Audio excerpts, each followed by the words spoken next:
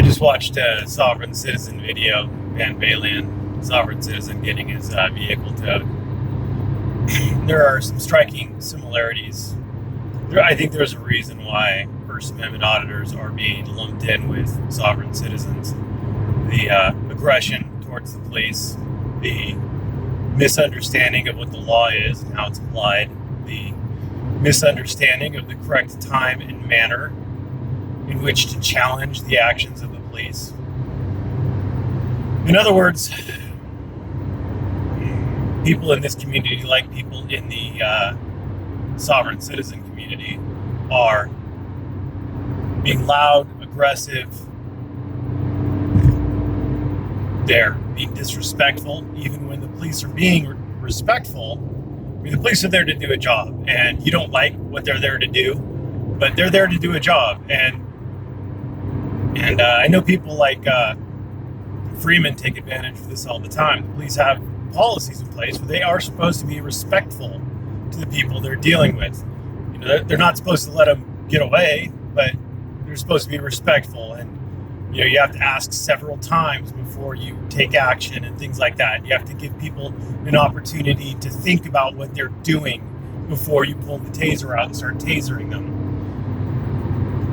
Those are policy level things. So, you know, each department or station or whatever may have their own policies on it, but that's generally why you're seeing the police be so respectful. Misquoting the laws, we all see that, you know.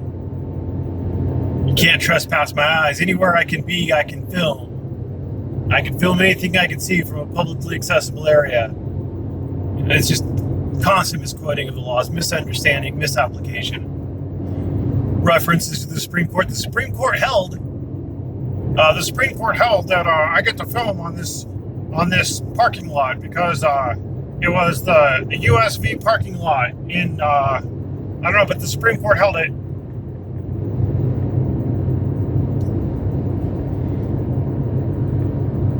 It's really damaging to any movement that auditors may want to achieve. But it's very, very rewarding to watch for the person who just wants to see the drama, and that's the allure of sovereign citizen videos. It's not a bunch of sovereign citizens watching those videos, laughing and hooting at the sovereign citizen getting tased. It's normal people. And that kind of genre is very popular. Sovereign citizens getting owned are very popular videos, and they're overwhelmingly they side with the officers.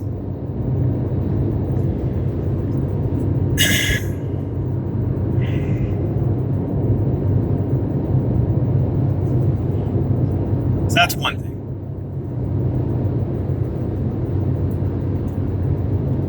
Just trying to collect my thoughts here for a second. I thought I had something else I wanted to mention.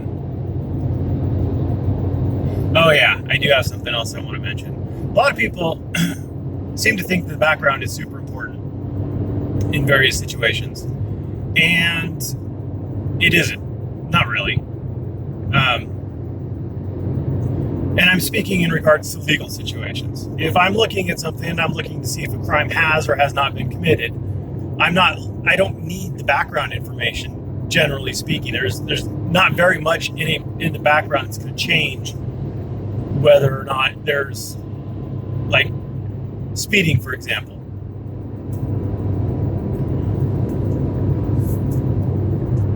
The only element I need to know is, were you going in excess of the posted speed limit? It doesn't matter why. You could have the best reason in the world for speeding, and it just doesn't matter. Not legally speaking. Now, obviously, if you go to court, you may want to bring out that may change the decision of the judge. The judge might want to show leniency on you because of that exigent circumstance. But legally speaking, if you look at the California Vehicle Code, if you are going in excess of the posted speed limit, you get a ticket. It doesn't matter if you're passing. It doesn't matter if your wife is pregnant and in labor. It just doesn't matter. So when I'm looking at, were they trespassing? It doesn't matter why they're there. It doesn't matter. Lots of things don't matter. It matters when you look at the statute.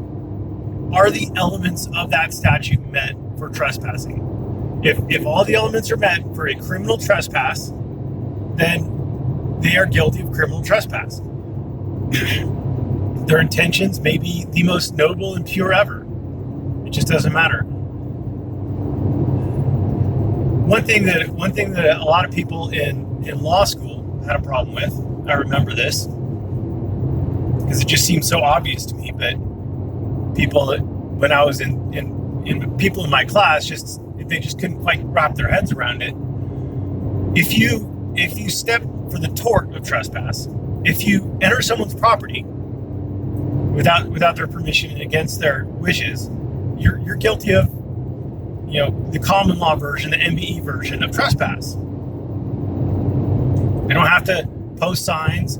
And one of the examples that was given in my law school days, I remember this, was a woman who's driving in the country at night.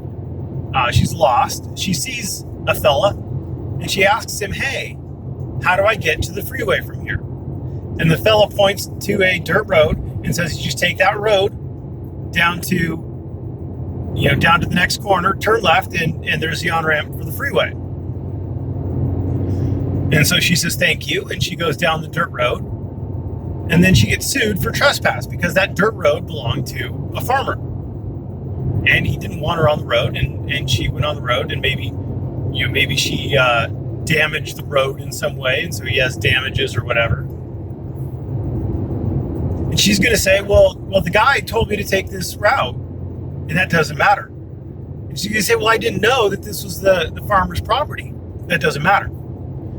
And it seems weird to us, but you have to remember, the only way you can really sue is if there's damages. So obviously she would have had to damage something while she was on the property. I just didn't put that into the story.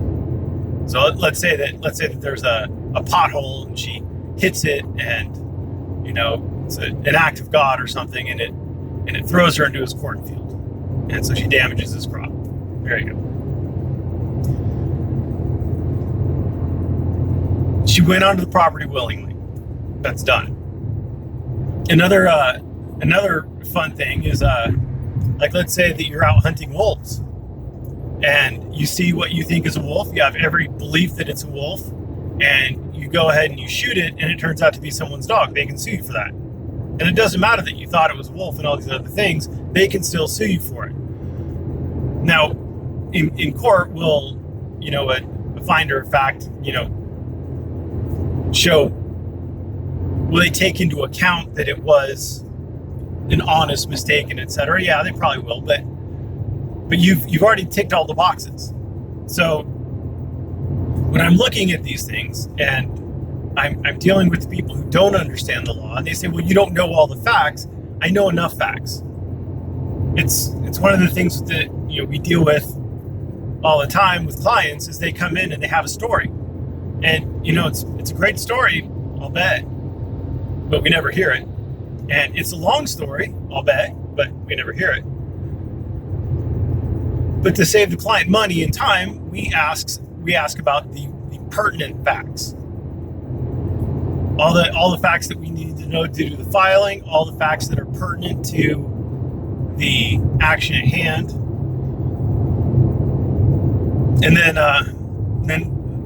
if there is still a story that needs to be told beyond that, like if we need to color it in with details, then typically what we'll do is we'll have the client go home, where the client can take his or her time and organize his or her thoughts, and have the client write it out.